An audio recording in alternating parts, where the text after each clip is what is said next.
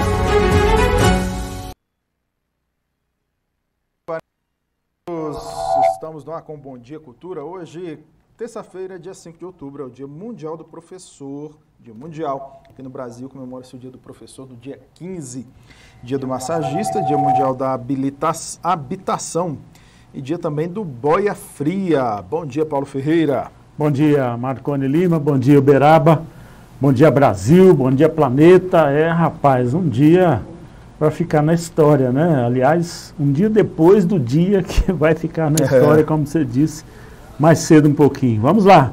Uberaba tem agora um clima ameno, tranquilo. Não temos aquele calorão que nós devemos enfrentar mais tarde, daqui a pouco. Temperatura agora em Uberaba na casa dos 22 graus, mas com tendência de alta, previsão de alguma chuva aí no período da tarde, mas com pouquíssima possibilidade de chuva. Nós vamos enfrentando o calorão da nossa primavera brasileira e há uma previsão de tempestade, continua, viu? O alerta de tempestade na nossa região aqui no Triângulo Mineiro. Muito cuidado, você que sai pelas estradas, que trafega mesmo pelas nossas ruas aqui dentro da cidade de Uberaba, muito cuidado, porque tem previsão de tempestade com chuvas um pouco intensas em alguns pontos da região do Triângulo Mineiro. Marconi Lima. É isso, Paulo Ferreira. Nós, como você bem disse, tivemos aí um dia de caos na segunda-feira, que início de mês, que início de semana. Além do caos provocado aí pela interrupção dos aplicativos de mensagem, também das redes sociais, nós tivemos a revelação aí do Pandora Papers, né, que trouxe aí os nomes de algumas autoridades políticas em todo o mundo e também personalidades do mundo artístico e também do mundo empresarial que mantêm contas em chamados paraísos fiscais. Pandora, alguém já ouviu falar da Caixa de Pandora, né? O que seria a Caixa de Pandora, que originou o nome do Pandora Papers. Pandora, na mitologia grega, era uma deusa. E Pandora, ela se casou com um humano, foi prometida a um humano por Zeus. Zeus, o maior dos deuses, né? Era quem habitava o Olimpo, o deus dos deuses Zeus. E por que Pandora foi para se casar com um humano? Porque um titã, Prometeu, roubou o fogo dos deuses. Apenas os deuses tinham acesso ao fogo. Roubou o fogo dos deuses e levou os humanos. Essa história é um pouquinho comprida, mas só para você compreender melhor isso aí. E para se vingar dos humanos, Zeus então prometeu a Pandora ao irmão de Prometeu, Epimeteu. São nomes meio engraçados, mas Epimeteu, então, Pandora. E o presente de Zeus para Pandora foi uma caixa, onde ele colocou todas as desgraças do mundo, a dor, a fome, a miséria, o ódio, a discórdia, mas deixou uma virtude, a esperança. E Zeus disse a Pandora, Pandora é uma mulher muito bonita, talvez a mais bela das mulheres, também uma mulher meiga, uma mulher de fácil comunicação que dominava a arte da dança, e ela levou essa caixa de presente com um alerta de Zeus, não abra esta caixa. Mas a curiosidade de Epimeteu e de Pandora foi maior do que o conselho dado por Zeus, e quando abriu, libertou todos esses males. Conseguiu prender apenas uma coisa, a virtude, que era a esperança que estava lá dentro. Então, daí até surgiu aquele ditado que a esperança é a última que morre. Então, o que veio a ser aí o Pandora Papers, abriu-se aí a caixa de Pandora, abriu-se a revelação de muitas coisas estranhas no mundo. E envolveu o nome do ministro da Economia, Paulo Guedes, o nome do presidente do Banco Central, o nome de empresários locais, 66 empresários que devem à Receita Federal estão com dinheiro no exterior, ou seja, devem à Receita Federal e estão com dinheiro no exterior. Empresários que lutam aí se dizem patriotas, né, que o Brasil está acima de tudo, um deles dono da Havan, que até se veste de verde e amarelo com os seus ternos, tem dinheiro lá no exterior, né? O Brasil está acima de todos, mas o dinheiro fica lá no exterior. Essa contradição aí que é colocada como Pandora Papers. Mas vamos em frente, vamos aqui, é só para uma reflexão de tudo isso que acontece no mundo. Muito cuidado, né, com algumas campanhas que existem por aí de patriotismo, de combate à corrupção, que o buraco é mais embaixo. O Uberaba não registra óbito por Covid-19 na segunda-feira. E o Corpo de Bombeiros aí, Paulo, infelizmente encontrou aí um corpo que pode ser da nossa empresária, né? A jovem empresária, a Angélica, de 35 anos. Isso mesmo, nós temos também como destaque aqui no nosso noticiário, Marconi Lima, aqui, a Defensoria, Governo e Defensoria Pública discutem a regulação de leitos na nossa cidade de Uberaba. Curso de brigada de incêndio atrai aí produtores rurais da região. O governo de Minas anuncia pagamento de auxílio de R$ 600. Pesquisa aponta favoritismo de Zema ao governo de Minas. Nós temos também os jogos do Campeonato Brasileiro da Série B. Daqui a pouco, Marconi Lima traz os destaques dessa Série B do Brasileirão. 7h47, sorria porque você está no Bom Dia Cultura.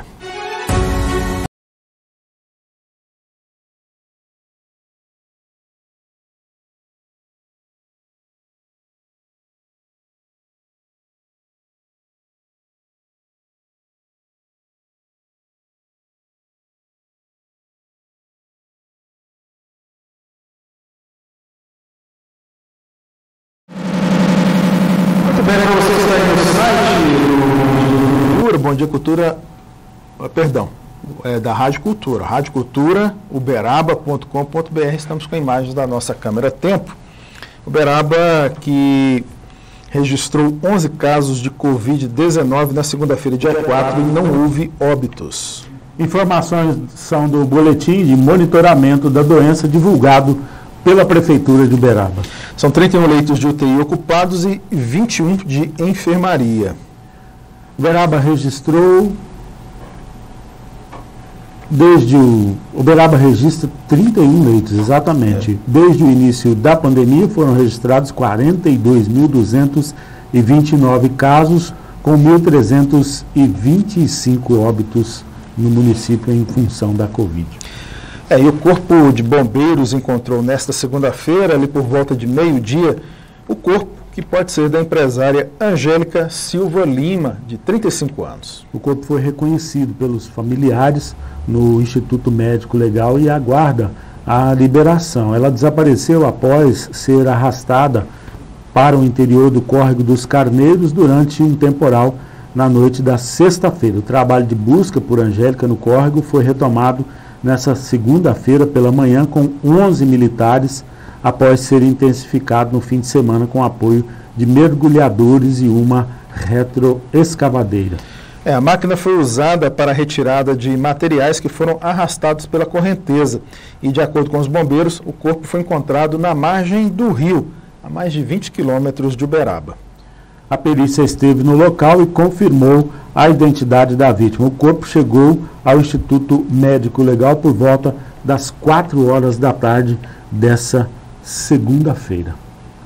Uma notícia muito triste, né, Marconi? Apesar de a gente ter informações e ter acompanhado aí algumas manifestações até políticas envolvendo a morte dessa moça, né, que era vigilante, me parece que também tinha uma loja lá no bairro dela. Aquela região é muito polêmica, porque no governo passado foi inaugurada ali a canalização do Córrego dos Carneiros, né? E foi uma obra muito badalada, mas inconclusa, né? Uma obra que o governo não terminou, e hoje a prefeita Elisa está sendo muito questionada em relação à continuidade das obras que estão sendo feitas na canalização e também no entorno do Córrego dos Carneiros. E a morte dessa moça demonstrou para o poder público que é realmente uma obra muito importante e que pode resultar em novas tragédias, né? Afinal de contas, para quem passa por aquela região, você vê que falta ali obras de complementação daquela canalização, proteção, né, no acesso ao córrego, enfim, uma enchente, uma chuva que nem foi tão forte assim, né, para os padrões que a gente está acostumado a ver em Uberaba, mas que foi o suficiente para jogar o carro da moça dentro do Córrego dos Carneiros e ela ser encontrada sem vida lá, 20 quilômetros adiante. É uma tragédia, infelizmente, que nós registramos no município de Uberaba. E aí ficou uma marca de uma campanha política em que foi dito que água no uberabense só na torneira e que as chuvas não mais causariam problemas, né, por conta do projeto Água Viva. e a cada ano que passa vamos convivendo aí com mais e mais dramas a respeito da chuva. Há que se buscar aí soluções, como nós falamos recentemente sobre a questão da seca, né, da estiagem prolongada, que traz muitos problemas para Uberaba. Aí nós saímos de um drama que é a estiagem e entramos em outro que também precisa de solução, que vem se arrastando há anos e pós anos, que já consumiu aí muito do dinheiro do cidadão e que foi prometido através desse grande projeto Água Viva lá no início dos anos 2000. Esse projeto é de 2004, 2003, 2004, fim da gestão Marcos Montes, na transição para a gestão do Anderson Adalto. Foi aprovado um financiamento no Banco Mundial, depois complementado um financiamento através do Ministério das Cidades, no então governo Lula. Houve aí uma enorme comemoração sobre esses recursos que foram aportados aqui em Uberaba. Época, olha só, 17 anos e ainda vivemos com esse drama. E olha, eu andei ali pela Guilherme Ferreira na noite da sexta-feira, houve inundação, houve uma enxurrada muito forte. Na Marco Xerém também, passei pela Marco Xerém, na noite da sexta-feira também, muita água descendo.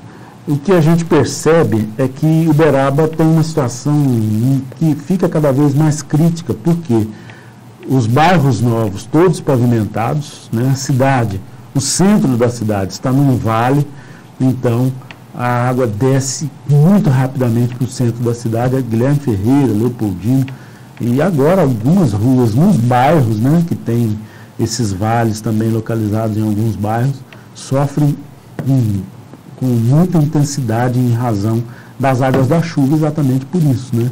Muitas ruas pavimentadas, então você tem água escorrendo muito rapidamente e aí fica difícil você conviver com uma situação dessa. São estragos, né, que detonam o asfalto, toda a chuva que tem, nem precisa ser uma chuva tão forte assim. Eu escutei isso várias vezes, não foi uma chuva tão forte, me parece que 34 milímetros na noite da sexta-feira, e foi o suficiente para provocar esse estrago todo que nós vimos aí. 7h54. 7h54. E representantes do governo municipal, por meio do complexo regulador da Secretaria de Saúde, reuniram-se com defensores públicos de Minas Gerais. Durante o encontro foram analisadas medidas que melhorem o fluxo de informações entre esses órgãos, relacionadas a internações hospitalares e também as transferências de leitos. Nós vamos ouvir mais detalhes na reportagem de Rayane Moraes. No encontro entre o governo municipal e a Defensoria Pública, foram tratadas questões referentes a internações e gerenciamento de vagas em leitos hospitalares, entre outras questões relevantes vinculadas ao tema da saúde do comarca. O Complexo Regulador Municipal da Secretaria Municipal da Saúde de Uberaba estabelece a administração pública sobre acesso aos leitos hospitalares do Sistema Único de Saúde, o SUS, em caráter eletivo ou de urgência, bem como as consultas ambulatoriais. Desde março de 2020, a regulação dos leitos em Uberaba é feita pelo Sistema de Regulação do Ministério da Saúde. De acordo com a equipe do Complexo Regulador, houve efetiva melhora no atendimento ao cidadão de Uberaba e região, com redução na espera da fila de leito. Participaram do encontro os defensores públicos Fábio Gandara Betoni e Valéria Ferraz, a estagiária Jordana Antunes Souza Santos, a secretaria adjunta de saúde, Valdilene Rocha Costa Alves, o coordenador do Complexo Regulador Irálio Ferreira Fedigo e o analista de direitos do Complexo Regulador Municipal, Matheus Carvalho Assunção de Lima. Rayane Moraes para o Bom Dia Cultura. Agora, 7h56. 7h56. Olha, tem órgãos públicos aí que também se envolveram na campanha do Outubro Rosa, mas ainda não é essa, não é essa. Não, é antes, daqui a pouquinho. Minas Gerais foi o estado com o maior número de focos de queimadas nas primeiras semanas de setembro, segundo dados do Instituto Nacional de Pesquisas Espaciais, o INPE. Até o dia 17 deste mês, foram registrados 3.681 focos na pior tempestade de incêndio em uma década. O quadro reflete na procura pelo curso de brigadista orgânico promovido pelo sistema FAENG, Senar e NAS. Nós vamos ter detalhes na reportagem da Ana Júlia Azevedo. FAENG, Senar e NAS oferece curso de brigadista orgânico. O Sindicato dos Produtores Rurais de Campo Florido já fechou 5 turmas do curso e tem outra programada para o início de novembro. Com carga horária de 24 horas, o curso básico é voltado para pessoas que não são profissionais dessa área, mas que possam atuar de forma extraordinária. Com 80% do conteúdo aplicado de forma prática, durante o curso os participantes aprendem a utilizar vários equipamentos para o controle de incêndios: caminhão-pipa, com canhão automático e manual, hidrante, extintor de incêndio, abafador e bomba costal. Metade do período de treinamento é voltado para os primeiros socorros, com demonstrações de mobilização, contenção de hemorragia, reanimação cardiopulmonar, entre outras. O gerente regional do sistema FAENG Senar e NAS, Caio Oliveira, destacou que este é mais um curso que vai ao encontro da realidade dos participantes. Segundo ele, o problema das queimadas é vivenciado anualmente nesta época, com grandes prejuízos econômicos e ambientais. A capacitação é uma forma de ajudar na prevenção e também na preparação do público caso o incêndio ocorra. Ana Júlia Azevedo, para o Bom Dia Cultura. Muito bem, meus amigos, são 7 horas e 58 minutos. Quem está nos acompanhando na nossa página, a radioculturauberaba.com.br, tem imagens. Temos imagens de Uberaba agora, nesse momento. É uma das novidades aqui do Bom Dia Cultura, é a nossa câmera tempo. Você tem imagens aí, ó, já um dia ensolarado em Uberaba, né? Antes das 8 horas da manhã. Nós temos em torno de 22, Paulo, 23 graus nesse momento? 22 graus nesse momento em Uberaba, com previsão de máxima de 32 graus, que deve ser atingida aí por volta de 17 horas, 16, 17 horas do dia de hoje, um dia abafado, viu? Embora nublado, um dia abafado, Marconi. Mas tá bonito esse azul aí no céu, né? Tem algumas nuvens ali, pode ser que mais tarde caia uma chuvinha, mas tá bonito. Tá bonito. Vamos vendo aí essa região aí de Uberaba, um passeio na nossa câmera tempo por Uberaba. Quem nos acompanha aí, vai lá, corre lá na página radioculturauberaba.com.br, daqui a pouquinho nós voltamos aí com mais imagens de Uberaba. Seguimos aqui com o nosso noticiário. Os órgãos públicos também se envolveram aí com a campanha do Outubro Rosa. O Tribunal de Justiça do Estado de Minas Gerais aderiu à campanha que alerta para a prevenção ao câncer de mama. Mais uma vez, o Tribunal de Justiça de Minas Gerais adere à campanha Outubro Rosa. A iniciativa tem como objetivo a conscientização da prevenção pelo diagnóstico precoce do câncer de mama. Você pode tirar uma selfie usando uma peça rosa e compartilhar nas redes sociais do tribunal com as hashtags VemDeRosaTJMG e Outubro Rosa TJMG. Você pode ainda mandar até o dia 15 as fotos para fotografia@tjmg.jus.br. No dia 22 de outubro, as fotos serão publicadas nas redes sociais do tribunal e os servidores e usuários da Justiça que estiverem em uma das unidades da instituição já estão convidados a manifestarem o apoio à campanha usando uma peça rosa. O câncer de mama é um dos tipos mais comuns da doença em mulheres, com aproximadamente 25% de novas incidências por ano. Os sinais mais comuns da doença são nódulos no seio, um caroço fixo e endurecido e geralmente indolor, alterações e saída espontânea de líquidos nos mamilos. Além do autoexame, é importante a realização de exames preventivos que detectem a doença, porque o diagnóstico precoce favorece a cura de modo mais efetivo e menos doloroso. Seguindo a ideia de iluminar os prédios de rosa como uma forma de apoiar o Outubro Rosa, neste mês, a fachada do edifício sede do TJMG vai receber iluminação especial. Do Tribunal de Justiça de Minas Gerais, Cristiane Antunha. Muito bem, são 8 horas já, 8 horas e 1 minuto, já viramos aí a hora. 8 e 1. Daqui a pouquinho nós voltamos com mais imagens de Uberaba. Estávamos com a câmera ali. Tem mais, vamos voltar mais um pouquinho as imagens. A região ali da Odilon Fernandes, mais ou menos. Um pedacinho também da área central aí de Uberaba. Imagens num dia que começa muito bonito, com a temperatura bastante agradável. O governo de Minas inicia o pagamento, ou está prevendo já o início do pagamento do auxílio emergencial mineiro. O valor é de R$ 600. Os pagamentos começam depois do feriadão de Nossa Senhora Aparecida, no dia 14 de outubro. serão investidos 650 milhões de reais na medida assistencial que irá contemplar mais de 1 milhão de famílias em situação de extrema pobreza.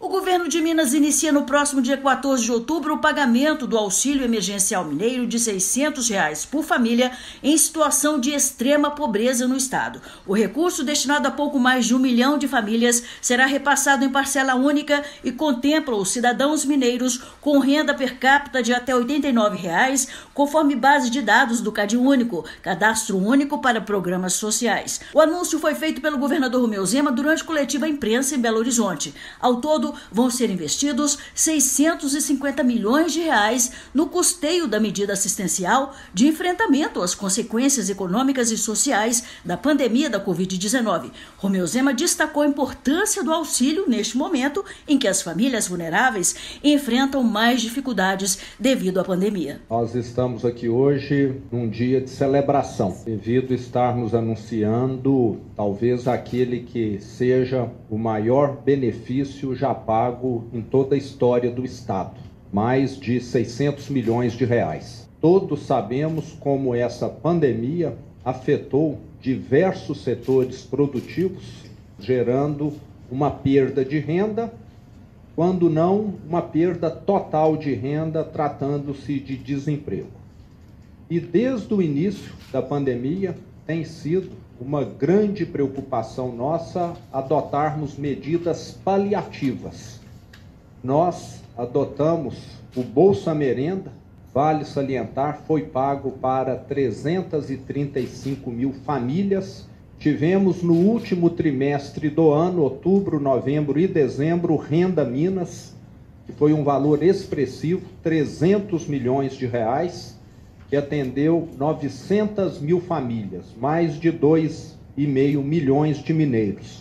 Conseguimos, junto com a iniciativa privada, a distribuição de mais de 145 mil cestas básicas, principalmente nas regiões com menor IDH do estado. Vão ter direito ao auxílio 1.079 famílias mineiras que estavam inscritas no CadÚnico em 22 de maio de 2021. Dessa forma, não vai ser necessário realizar nenhum pré-cadastro ou preencher qualquer documento para receber o dinheiro. Para saber se tem direito ao benefício, os interessados devem acessar o endereço eletrônico www.auxilioemergencialmineiro.mg.gov.br. Da Agência Minas, Sônia Neri. Muito bem, 8 horas e 5 minutos. 8 e 5. A Prefeitura de Uberaba já tem a vencedora da licitação para os kits escolares do ano que vem.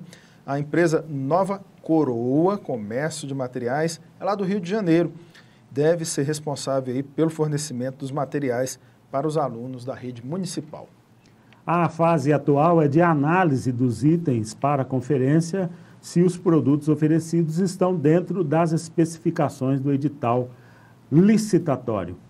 A fase atual é de análise dos itens para a conferência, isso já foi lido, né? Se não houver problemas, a empresa fornecerá cadernos, canetas, lápis preto e colorido, giz de cera, borracha, apontador, massinha de modelar, cola, tesoura e outros materiais para os estudantes a partir de 2022. Por outro lado, o processo licitatório para a compra dos uniformes e mochilas escolares não foi lançado até o momento. De acordo com a Secretaria Municipal de Educação, os editais ainda estão em fase de elaboração. 8 horas e 6 minutos. 8 e 6. Essa é uma iniciativa que é sempre muito importante, tornou-se uma política pública, até diria nacional. Muito dificilmente, pelo menos as prefeituras de cidades do porte de Uberaba, que tem mais recursos financeiros, hoje dificilmente uma prefeitura não oferece ao aluno esse chamado kit de material escolar, que é uma coisa que vem lá do início dos anos 2000, a Prefeitura de São Paulo deu um pontapé, mas há registros, Paulo, que nós falamos aqui há pouco tempo, de um dos grandes nomes da educação brasileira, o educador, foi senador também responsável pela criação da Lei de Diretrizes e Bases da Educação, o Darcy Ribeiro, e um outro que esteve à frente dos governos do Rio de Janeiro, também do Rio Grande do Sul, o Leonel Brizola. Dizem que lá na década de 60, no Rio Grande do Sul, Leonel Brizola ensaiou alguma coisa nesse sentido de distribuição de material escolar. Veja você, né, a visão desses homens públicos 50 anos atrás, né, 30 anos atrás, e hoje tomando uma dimensão importantíssima, que é um estímulo para que o aluno frequente a sala de aula, evita a evasão escolar, porque são muitos os processos para a manutenção. Claro, quem pode falar melhor sobre isso é a nossa comentarista econômica, a professora Silvana Elias. De educação. De educação. Econômica é o Sérgio Martins daqui a pouquinho.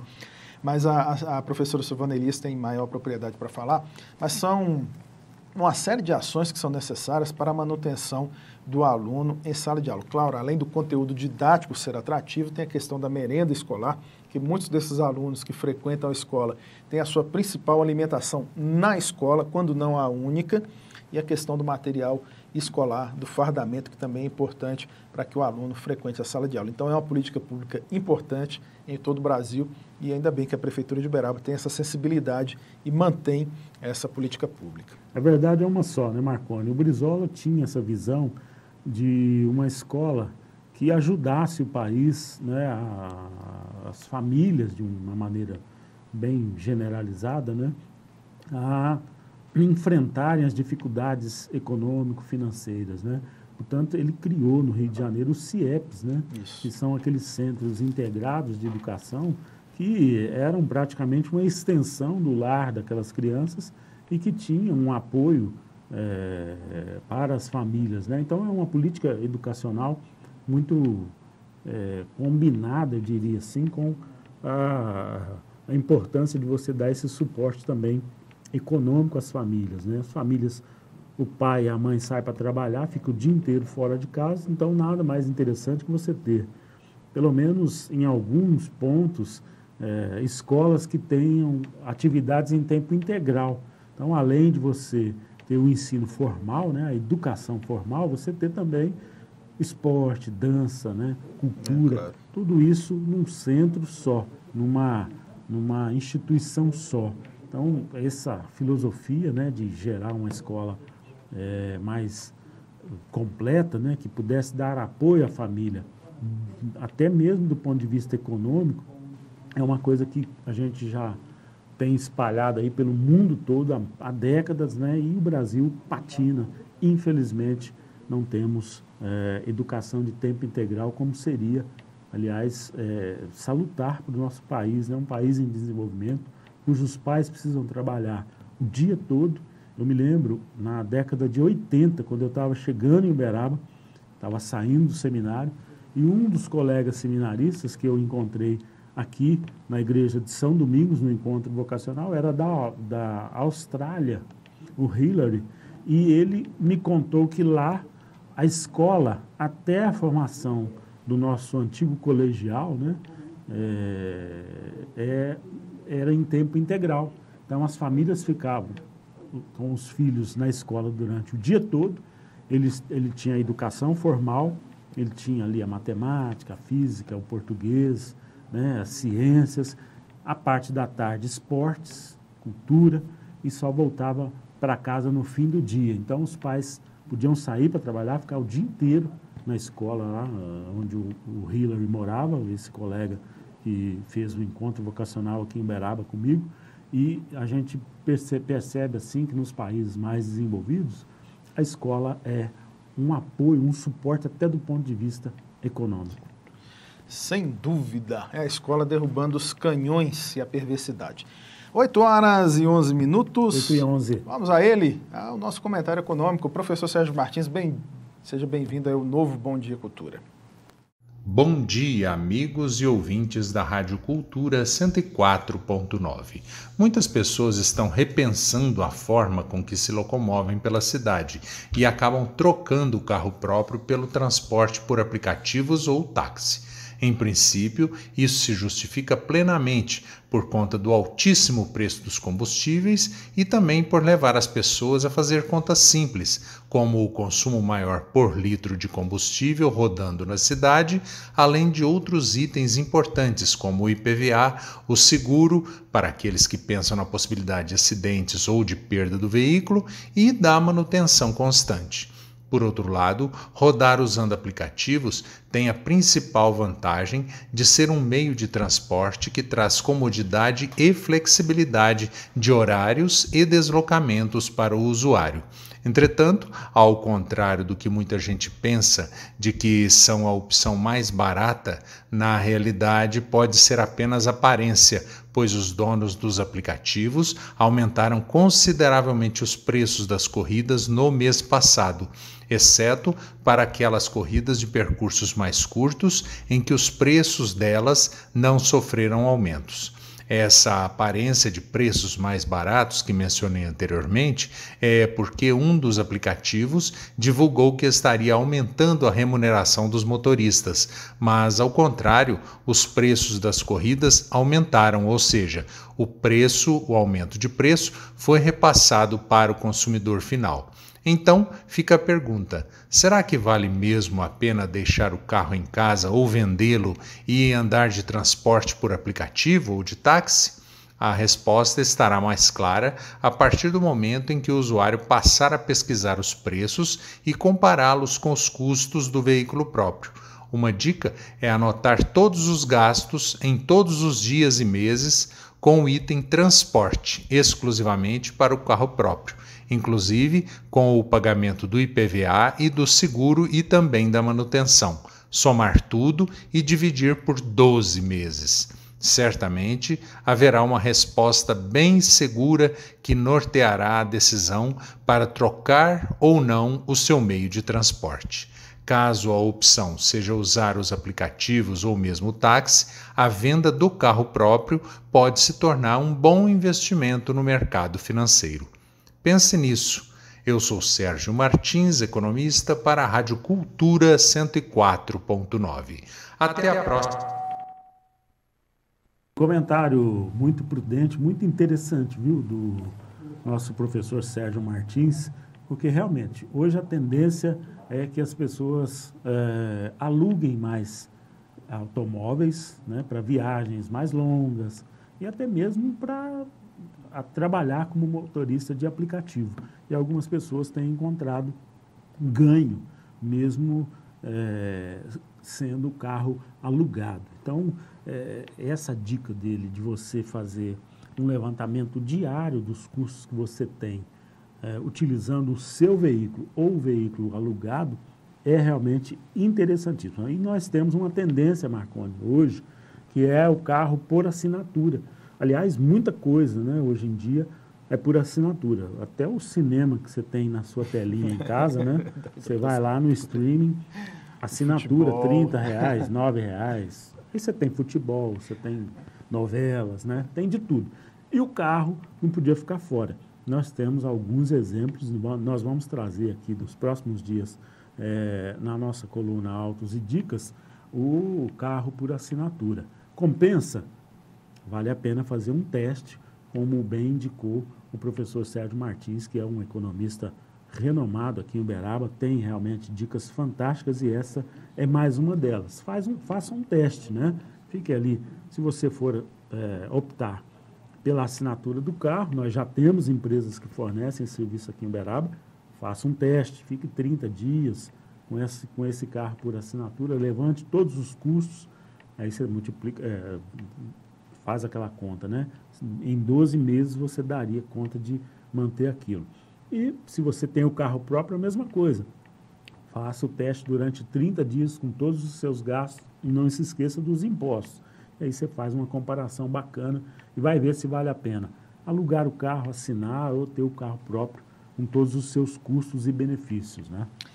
É isso aí, 8 horas e 16 minutos. 8 e 16. Essa questão do transporte me faz lembrar, tempos atrás, estudando um pouco sobre a história, a questão da hiperinflação, rapidinho aqui. E na Alemanha pré-guerra de 39, né? Foi 39 a 45 a Segunda Guerra. Isso. Antes do período de ascensão ao nazismo, o nazismo chegou através de Hitler, a Alemanha foi devastada depois pela guerra, mas antes pela hiperinflação. E um dos termômetros da hiperinflação era justamente o transporte. Tanto os taxistas quanto o transporte coletivo não aceitavam. Os taxistas, claro, você só pagava depois da corrida. Mas o transporte coletivo que você paga no início não era aceito. Ele pagava ou seja, o usuário de transporte coletivo pagava no final da corrida, porque o dinheiro desvalorizava na corrida. Ou seja, aquele valor inicial da corrida, ao final dela, no transporte coletivo, já era corrigido, para vocês terem uma ideia do que era a hiperinflação, que loucura que era isso aí. Não chegamos a ter isso no Brasil, chegamos na década de 80, né? 80, ali por volta de 85, 86, nós tivemos o Plano Cruzado no governo Sarney, né?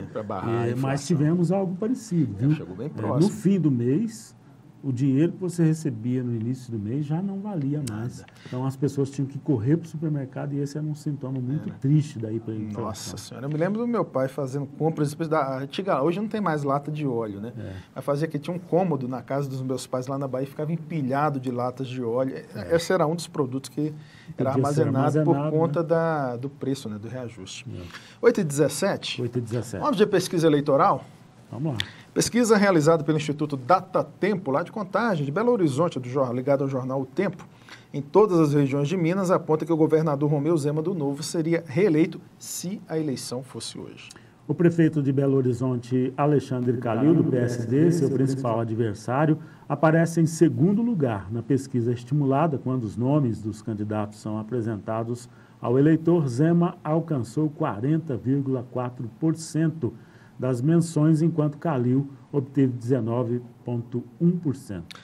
Pois é, e seguindo aí a pesquisa, que foi o levantamento do Instituto Datatempo, agora achei aqui, deu uma fugidinha aqui a corrida. O senador Rodrigo Pacheco, do DEM, tem o nome cotado para a disputa que também tem o nome cotado para a disputa pela presidência, aparece com 5% das intenções de voto para governador de Minas. No primeiro levantamento, em julho, no mesmo cenário, o governador tinha 46,2%, o prefeito 18,8% e o presidente do Senado 3%. Zema é preferido dos eleitores da região noroeste do estado e seu pior desempenho é justamente onde Calil se destaca, que é na região metropolitana de Belo Horizonte. Em um eventual segundo turno, uma corridinha aí também.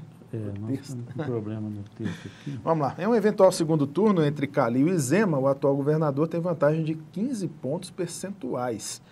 O governador Romeu Zema teria 50,8% das intenções de voto, contra 35, mas pode subir aí o texto, está lá embaixo, 35,6% de Alexandre Calil. Os eleitores que votariam em branco e nulo alcançaram 7,7%, já os que não sabem em quem votariam, 5,9%. São 1.392. Olha aí o último parágrafo agora. Foram feitas 1.392 entrevistas domiciliares em todo o estado entre os dias 24 e 27 de setembro. O grau de confiança da pesquisa é de 95% e a margem de erro é de 2,63 pontos percentuais, Marconi Lima. É isso, 8h20. 8h20, acho que ainda é um pouco cedo, né? Para cravar assim que o Zema estaria reeleito. É claro, a pesquisa a gente tem sempre que dizer, né? Ela é um retrato do momento, né? Neste momento, o retrato é este. Não significa que daqui um ano você terá o mesmo retrato. Vão ter que ser feitas várias imagens, várias fotos, né, para continuar nessa analogia, para a gente ir acompanhando a evolução dos fatos até a eleição de outubro do ano que vem. Assim como também, essa já é um pouco mais difícil da gente avaliar em pesquisa, né, mas os nomes que estão postos aqui em Uberaba, por exemplo, para a candidatura de deputados estaduais e federais. Sim. Surgem vários nomes hoje, né? Se você for olhar o noticiário, os comentários políticos nos bastidores, né? Vários nomes surgem. Nós temos aí a vereadora Rochelle, né? o próprio vereador pastor Heloísio, que é também, segundo alguns, um nome que começa a surgir nas rodas de conversa. Nós temos vários outros nomes que estão postos aí, como Tony Carlos, que foi suplente de deputado estadual e agora está ensaiando aí uma dobradinha com o deputado federal Ailton Freitas. Ontem, inclusive, eles estiveram fazendo campanha pela região, no Pontal do Triângulo Mineiro, visitando algumas cidades por ali. Então, são nomes que começam a surgir, mas que ainda nós estamos há um ano, né, aproximadamente, do pleito. Não significa que são nomes que chegarão muito fortes, né, para a nossa eleição, tanto aqui no âmbito do município, né, no caso dos candidatos a deputados estaduais e federais, como também no governo do estado e no governo federal, onde nós temos as pesquisas indicando que o ex-presidente Lula está à frente nas pesquisas. Então, é sempre bom ressaltar, né, Marconi, que isso significa um retrato deste momento. E pesquisa é o momento em que há a entrevista, o momento em que o entrevistador chega para o entrevistado em quem você tem intenção de votar. Fulano, nesse percurso do local da entrevista até em casa, muita gente muda de ideia. Tem gente que acorda no dia da eleição pensando em votar em um determinado cidadão e na hora da urna vota em outro. Então, mas por isso que a pesquisa tem a margem de erro, tem algumas situações aí que são levadas em consideração. Vamos falar de uma coisa que é muito boa, 8 horas e 23 minutos. 8h23. Ela já deu até uma água na boca aqui, porque combina bem com o cafezinho. Rota do Queijo Artesanal divulga iguaria produzida aqui no Triângulo Mineiro. A intenção é unir turismo rural e gastronomia, buscando valorizar alimento feito na nossa região. A produção de uma das iguarias mais tradicionais de Minas Gerais ganhou um importante incentivo. Aconteceu o lançamento da Rota do Queijo Artesanal no Triângulo Mineiro. O objetivo é estimular o turismo rural associado à gastronomia e, principalmente, divulgar o queijo produzido na região. O evento foi realizado na Fazenda Rio das Pedras, onde fica a Queijaria Gomes, em Uberlândia. Durante o evento, foram ministradas palestras por especialistas sobre bovinocultura, legislação do queijo Minas artesanal e turismo rural. O evento foi aberto ao público e contou com a participação de muitos produtores. A Rota do Queijo Artesanal no Triângulo Mineiro é composta por 4 fazendas localizadas em 3 municípios. Fazenda Retiro Velho, em Araguari, Fazenda São José do Paranaíba, em Tupaciguara, e as fazendas Aprazível e Rio das Pedras, em Uberlândia. Segundo a extensionista da Emater Minas, Patrícia Freitas, as queijarias possuem o registro de inspeção do IMA, o Instituto Mineiro de Agropecuária, ou do Serviço de Inspeção Municipal. E sentiu-se a necessidade de criar a Rota do Queijo Artesanal do Triângulo, para que as pessoas pudessem conhecer as propriedades rurais, o local onde é feito o queijo, saber que em cada propriedade existe uma queijaria e que essa queijaria segue, né, as normas para uma boa produção do queijo. A iniciativa é resultado de um trabalho entre a Emater Minas, as famílias produtoras e a Associação de Produtores de Queijo Minas Artesanal do Triângulo Mineiro. A iniciativa, que de acordo com a presidente da associação, Maria da Mota, contribui para o fortalecimento do setor na região. A criação da Rota do Queijo, ela vai permitir, tanto para nós produtores quanto para a nossa região, uma maior divulgação dos produtos, vai permitir que possamos mostrar onde o produto é fabricado, mostrar o que podemos oferecer além dos produtos, como pratos típicos, como locais para diversão e também que o nosso queijo, o queijo da região do Triângulo, fique mais conhecido e também possa alavancar, né, outros horizontes. Na Fazenda Rio das Pedras, em Uberlândia, a produção de queijo foi passada de geração em geração. Dona Inês Gomes conta que a sua avó e sua mãe produziam esta que é uma das iguarias mais conhecidas de Minas Gerais. Na propriedade são produzidos queijo frescal e queijo Minas artesanal. A produção da Queijaria Gomes, que é toda familiar, é comercializada principalmente em Uberlândia, mas uma parte do que é produzido é vendida nos estados de São Paulo, Paraná e Rio Grande do Sul. Com a Rota do Queijo Artesanal no Triângulo Mineiro, segundo Dona Inês, as expectativas para a atividade são as melhores. A gente acha que vai trazer mais pessoas a conhecer as propriedades, conhecer como é feito o queijo, conhecer ali dentro, né, da propriedade mesmo, o que é passado ali. E também o pessoal vai ter mais conhecimento das marcas, dos lugares, né, Então, a gente acha que vai ser bom para todo mundo. Em 2014, a região do Triângulo Mineiro foi caracterizada e reconhecida pelo IMA como produtora de queijo Minas artesanal. Desde então, a Emater e demais parceiros intensificaram as ações para resgatar, divulgar e valorizar essa tradição mineira. 10 municípios do Triângulo Mineiro produzem queijo Minas artesanal. De acordo com a extensionista Patrícia Freitas, a Emater presta assistência técnica aos produtores, tanto em boas práticas agropecuárias quanto em boas práticas de fabricação. De lá para cá, a gente vem trabalhando com as famílias rurais, produtoras de queijo, no sentido de melhorar cada vez mais a qualidade desse produto, a qualidade do leite para a obtenção de um queijo de qualidade e demais orientações em relação à embalagem e, sobretudo, a maior inserção do queijo no mercado. Os interessados podem acompanhar todas as novidades da Rota do Queijo Artesanal no Triângulo Mineiro pelo Instagram, @Rota do Queijo Artesanal. Repetindo, @Rota do Queijo Artesanal. Eu sou o Sebastião Avelar, jornalista da Emater Minas. 8h28 para encerrarmos o Bom Dia Cultura. Vamos de esporte. Nós tivemos ontem fechamento da 28ª rodada da Série B do Campeonato Brasileiro. Curitiba e Remo ficaram no 0-0. Mas hoje tem jogo, tem rodada da Série B do Campeonato Brasileiro. Vamos ver quem entra em campo aí pela 29ª rodada. Está pertinho de terminar a Série B, hein? Às 7 da noite tem Avaí e Ponte Preta. 9h30, Náutico e Goiás. São os 2 jogos de hoje, daí segue. Lembrando que também a CBF já divulgou as datas, horários e os jogos das quartas de final da Série B, da Série D do Campeonato Brasileiro. Marconi Lima tem trabalho no sábado, às 3 da tarde, lá no Parque do Sabiá, para Uberlândia e Aparecidense. Estaremos lá na plataforma Eleven Esportes para a CBF TV, mas teremos a concorrência, mais uma vez, parece perseguição, sabe? Porque o último jogo que nós fizemos lá, contra o Joinville, teve TV Brasil, a TV aberta para concorrer com nós. O jogo de volta não teve. Joinville e Uberlândia não teve jogo lá na Arena Joinville, eles tiveram 60 mil acessos. Eu achei até que o nosso acesso foi interessante. No jogo de tivemos próximo de 40 mil acessos, mas tinha TV aberta, então acho que esse foi um número interessante.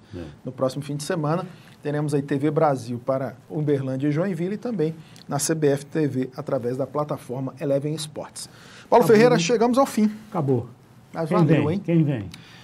Tem mulher bonita aí na área? Opa, Érica Borges está chegando aí com o seu Manhã com Estilo. Agradecer ao Fernando Queiroz, ao William, que estiveram com a gente no suporte técnico, também a direção da FUREL com o professor Wendel Meira e também a toda a equipe que nos dá suporte aqui. Muito obrigado a vocês. Agradecer também a Mednet. Claro, sempre o Rubão, e está lá firme, o Dudu, a equipe toda.